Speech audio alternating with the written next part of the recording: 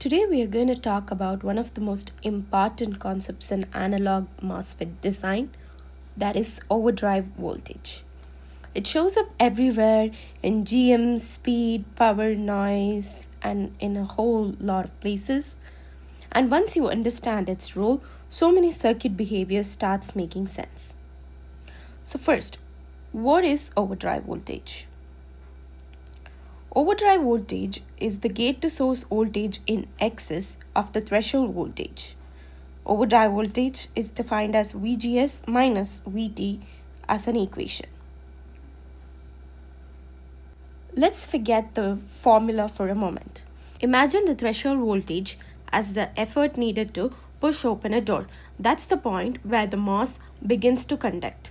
Overdrive voltage is how wide you push the door open after it starts moving. So larger the overdrive voltage, the stronger and thicker the channel becomes. Overdrive voltage plays an important role in device behavior. Let's consider the drain current. The drain current ID in saturation can be given as 1 by 2 into mu n into C arcs into W by L into VGS minus VT the whole square.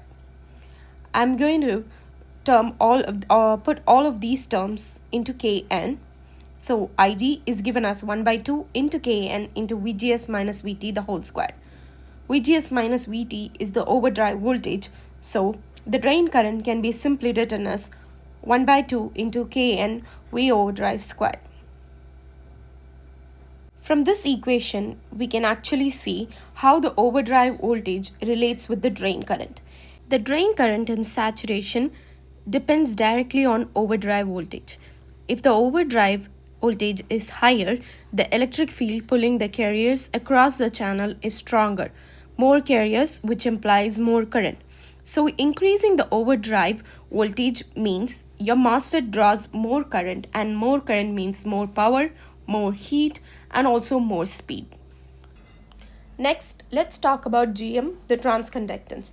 GM tells how sensitive the MOSFET responds to the changes in the gate voltage. In other words, GM is how powerfully the MOSFET converts the input voltage into output current, and GM is inversely related to overdrive voltage. Lower overdrive voltage implies a higher GM, and which in turn implies better gain and linearity. But a lower overdrive voltage also means less current and lower speed. So this is the trade-off. Lower overdrive voltage gives high gain but slow speed. Higher overdrive voltage gives low gain but faster switching speed. So depending on what kind of circuit you're designing, you should choose different overdrive ranges. If you're building a low power circuits where battery life is everything, overdrive voltage must be kept small. If you're designing a precision amplifier or sensor front ends, you'll choose something appropriate for that. But designing a high-speed serializer, RF blocks, or clock buffers, you might push overdrive voltage to 300 to 500 millivolts to get speed. Even if that burns more power, that is the trade-off that we need to deal with.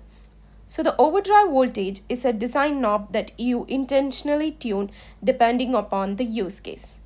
Thank you so much for watching this video, and see you guys in the next video. Bye!